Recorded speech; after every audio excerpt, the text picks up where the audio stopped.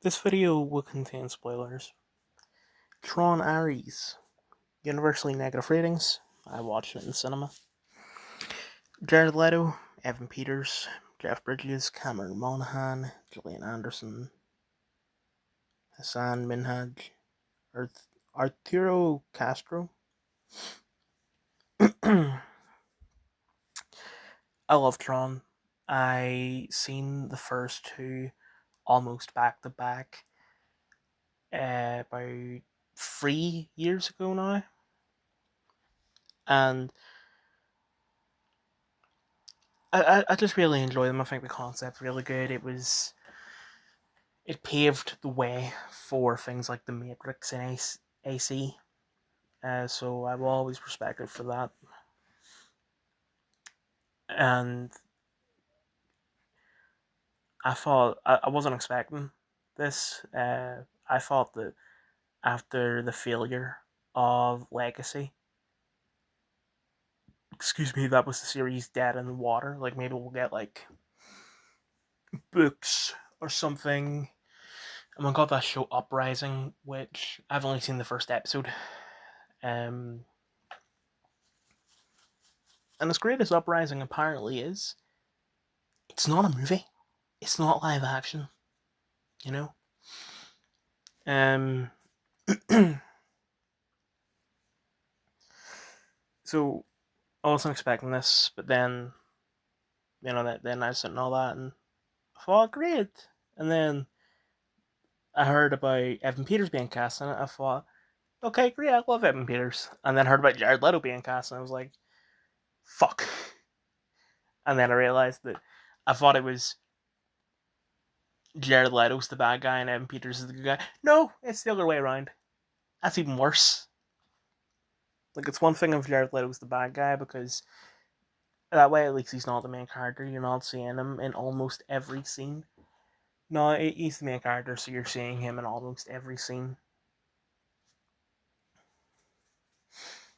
This film is a really good example of bad concept, good execution. I feel like having programs, them being able to become real, is not a good concept. I think it goes against the rules.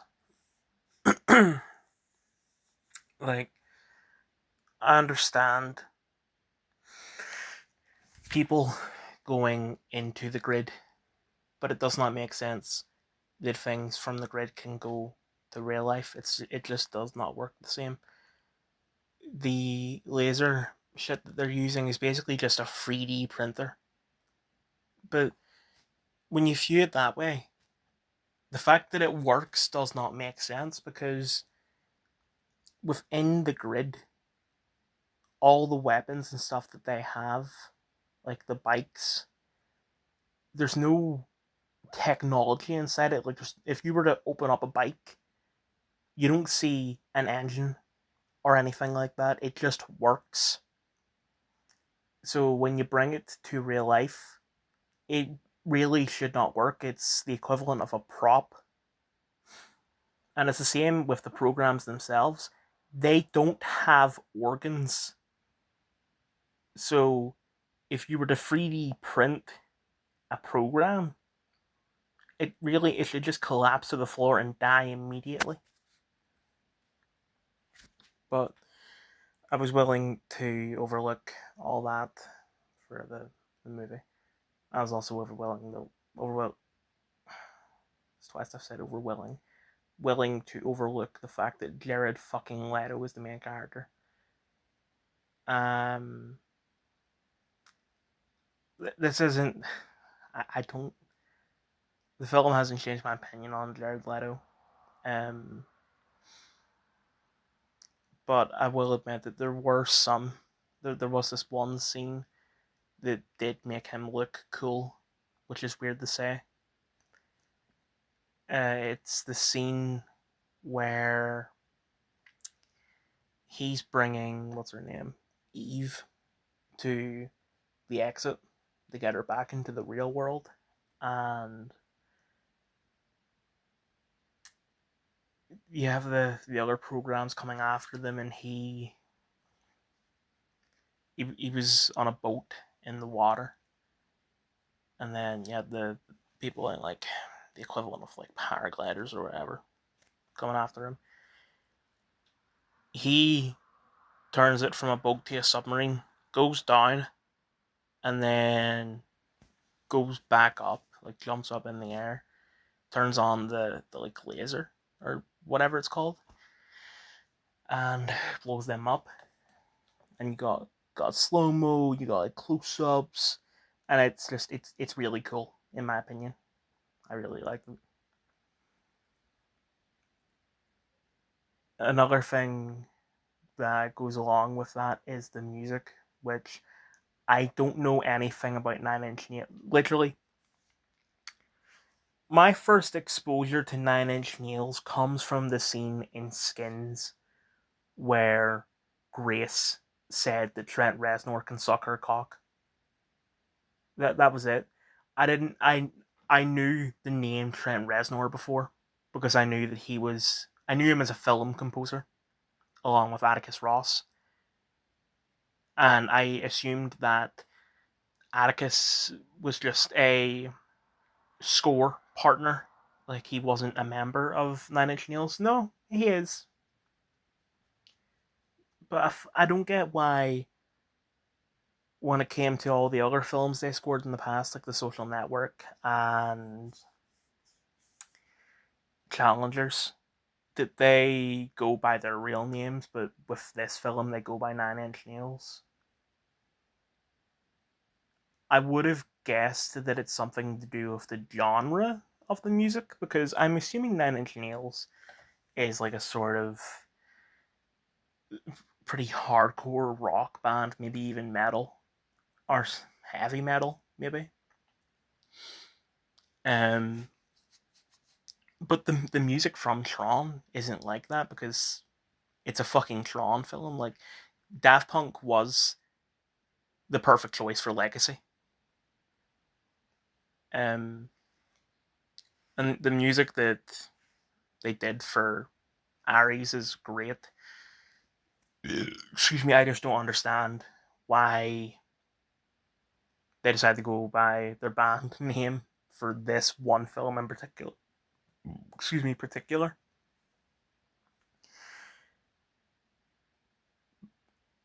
Uh, yeah, there's one more thing to say about Jared Leto. The fact that they cast him is just an absolute shame because it kind of kills any chance of the film being remotely successful. This is actually the worst performing film that Jared Leto has ever starred in. And Jared Leto starred in fucking Morbius. Speaking of Morbius, Cameron Monaghan, as you see, is in the film, but literally only for like 40 seconds, and I was kind of expecting that. I think what it is that because he's building up a relationship with Disney from doing the Jedi games,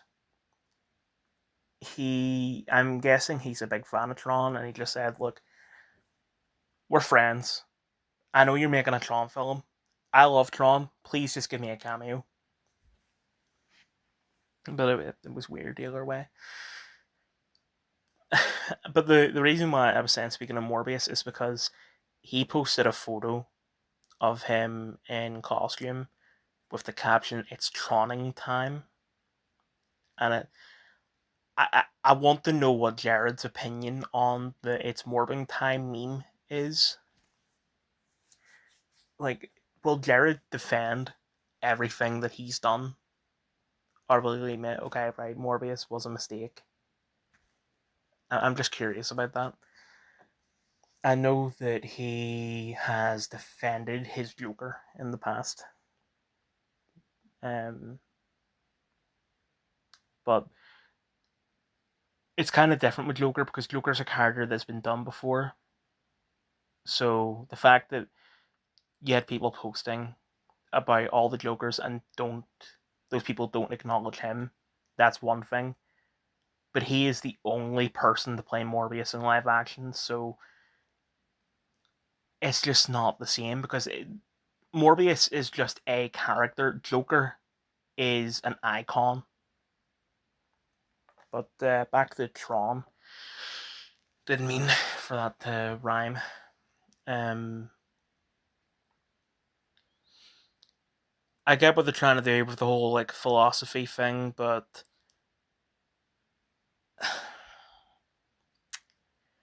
I feel like the more time spent in the grid, the better. So the whole concept of this film, it does like it kind of limits the film in a lot of ways, but something that I do love that they did is the fact that they go into the original Tron, like the original grid. And I don't understand like if why hasn't that grid been upgraded? Because I mean in Legacy it's modern. It looks modern. It doesn't look like it was made using 1982 CGI. But I don't remember them ever saying in Legacy that like the server had been upgraded or it's a new grid or something like that. Like I'm a Tron fan. I'm not like a fucking super Tron fan, so maybe I'm missing out on a shit ton of details. But despite the fact those make sense, I love that. I thought that was great, and it means that the film actually has a connection to the first two rather than just being a legacy. Well, it kind of is a legacy sequel because you could consider Kevin, not Kevin, Jeff Bridges passing the torch on to Jared Leto, which yuck. But I don't know, it felt right. So overall, in my opinion, this is the worst Tron film, but not by far. Like this is a 6.7 on IMDb. The original is also a 6.7. It used to be a 6.8, and Legacy has always been a 6.8. Kind of a shame that they had a post credit teasing Tron 4, since we're not going to get Tron 4. If we do get Tron 4, it'll be a long way away. And by that point, they're not going to bring anyone back except for maybe Jeff Bridges when he's like 85. Lawmen. Universally positive ratings, Paramount Plus original series, Ultra on Paramount Plus. Donald Sutherland, Shea Wigham. I know it's pronounced as one word, but I can't pronounce it as one word. It's not within my ability, so I have to pronounce it as two words. Dennis Quaid. I'm just going to call the show Lawman rather than Lawman Bass Reeves because it's kind of like Monster, where, season 1 is Monster, Dahmer. Season 2 is Monster, the Menendez brothers, so on. It's just that this show was cancelled before they made season 2, which means it never actually became an anthology, it just became a miniseries. I do understand why they did that because it's not a proper Taylor Sheridan show. He just produces it. He didn't actually write it himself.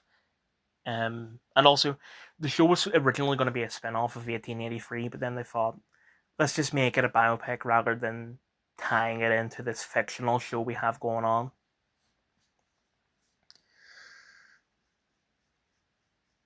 But something I like about the show is the fact that they decided to go for someone that I hadn't heard of before. Because when it comes to Monster, season 1, Jeffrey Dahmer is quite possibly the most adapted serial killer for media. Like, even though all that shit he did was only like 40 years ago, whereas some of the other killers have been like they were around 100 years ago. Jeffrey seems to be quite possibly the person that's been done the most. If you look at like not IMDb, Wikipedia, it'll give you so many films and shows that adapted his story. And then season 2, I'll admit, season 2 was only done before by Law and Order, as far as I know, because they attempted to make a true crime show, and the first season of that was the Menendez brothers, but it was cancelled before they made season 2. So it was all they did. And then season 3, I mean, I wouldn't consider Psycho because it's fictional. It's just inspired by Ed Gein. It's not actually properly based on him. But it's just, and then with season 4, which they've confirmed is going to be Lizzie Borden, I had heard of her just looking at Christina Ricci's IMDb page, but then I looked her up on Wikipedia and she seems to have been done quite a lot. So when it comes to Bass Reeves, and I do get that people are more interested in serial killers than they are in lawmen, so that's the reason why you're not going to see as many adaptations of lawmen as you are serial killers. But just they could have done like Wyatt Earp, but Wyatt Earp has been done to death just like Jeffrey Dahmer. So yeah, they could have done it, made it interesting, but it wouldn't have been as interesting as doing someone that either has never been done before or just I hadn't seen it. I hadn't heard of Bass Reeves before this show. So my opinion on the show is that I do quite enjoy it. I don't have a problem with the fact that episode 1 does not show him as a lawman. Like it's his origin. And I think I know where this is gonna go. Or at least I thought I knew. I'm 5 episodes deep into the show, and it's only 8 episodes long. But in the first couple of episodes, I thought what was going to happen was that, Bass made 4,000 arrests in his career. Obviously, they're not going to show all of that, but what they will do is they'll make it a little bit procedural, which, even though this is a Paramount show, I don't have a problem with that in this case. Because what I thought they were going to do was we'll take episode 3, for example, because that's the first one where he's a marshal. He gets handed a case. He's doing the case. That case leads to character development for him. But at the same time as the case is happening, there's character development for his family. Like his daughter meeting that guy that delivered the piano. And his wife just constantly giving birth. And that there's also some family that she's hanging around with a lot.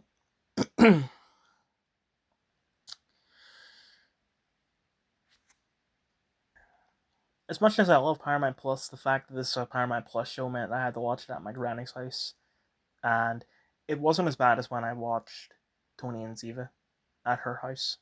But just to give an example of her not having a single clue as to what's going on, in episode 4, at the start of the episode, there's a scene where he's captured a lot of outlaws, but it's late, so they're gonna camp for the night and then head to the courthouse in the morning.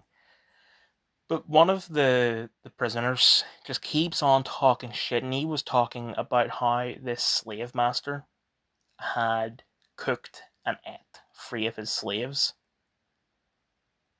and all, she just did not understand. Even though he said, slave master, cooked and ate 3 slaves, all she seemed to hear was cooked and ate. And it's just, if there was space between the two like parts of that sentence, it would be somewhat understandable, but he said it one after another. So it's just her problem is that she cannot keep her attention focused on anything. Like, she makes iPad kids look normal because what she normally will do is not focus on it. She'll look away, and then if there's a scene that's just a decibel louder than the last scene, or if there's just some if it sounds like something is going on, she will look, and then if she doesn't actually see anything going on, she will look away, and then she'll start asking questions because there are some things a lot of things she doesn't understand because she's not actually watching the fucking show. But anyway, I think the only other thing that I have to say about the show is that you would think that playing just a judge, Donald Sutherland, wouldn't really have an opportunity to act in this, but no, he does. But even though most of the time he's saying the same things over and over again, where he's saying, you've been found guilty, your punishment is to be hanged until you are dead. But he carries so much weight with it every single time.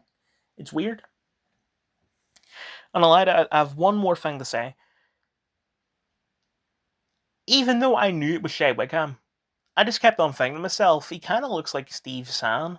And I was thinking, imagine Frank Heffley saying the N word.